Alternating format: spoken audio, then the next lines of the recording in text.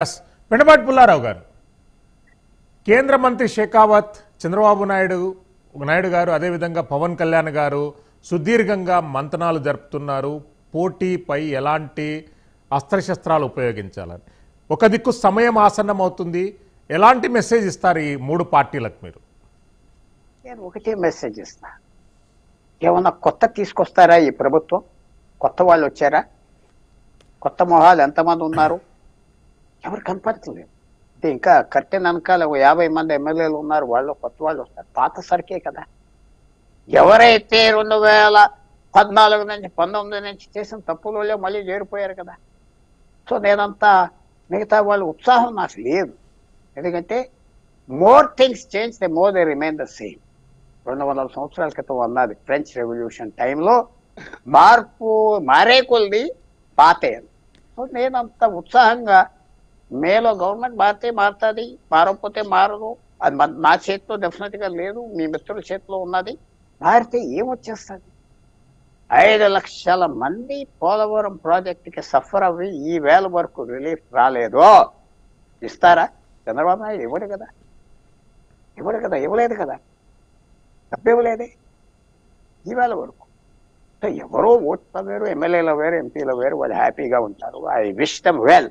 కానీ మార్పు వస్తుందా అంటే, ఒకటి ఇందాక ఫ్రెండ్ అన్నది డెమోక్రసీని సేవ్ చేస్తున్నాం అన్నారు కాబట్టి అది ఒక పెద్ద ఇష్యూ.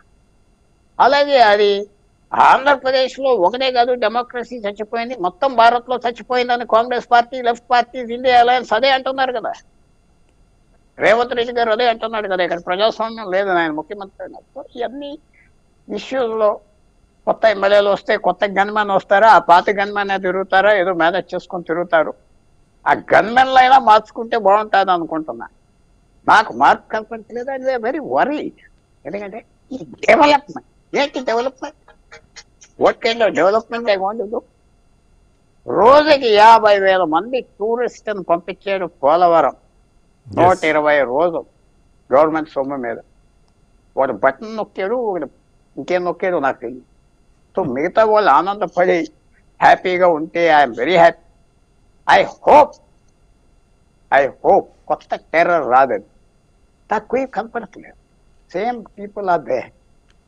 ఎవరైతే మళ్ళీ మొన్న 20 మందో 30 మందో అక్కడి నుంచి ఇక్కడ దూకేశారు, వాళ్ళందరూ మళ్ళీ పోటీ చేస్తారు.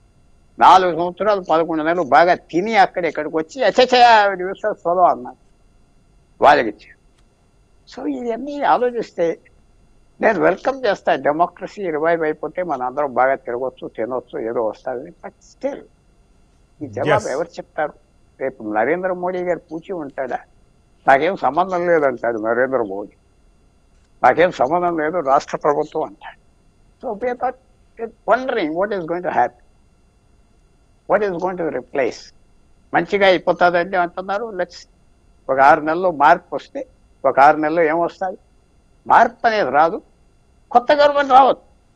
ఎందుకంటే వచ్చేసాము, క్యాబినెట్ అంతా సర్దీసుకున్నారు, బాగానే ఉన్నది. తర్వాత అతను ఎవరు, ఆ జలశక్తి మంత్రి షెకావత్,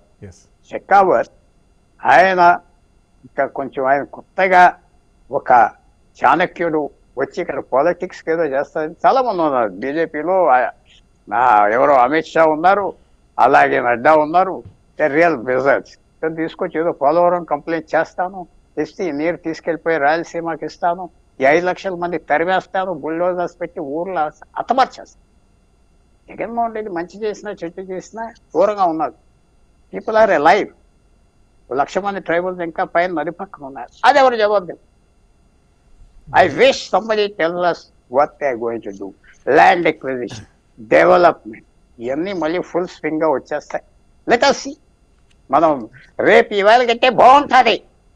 అది మనం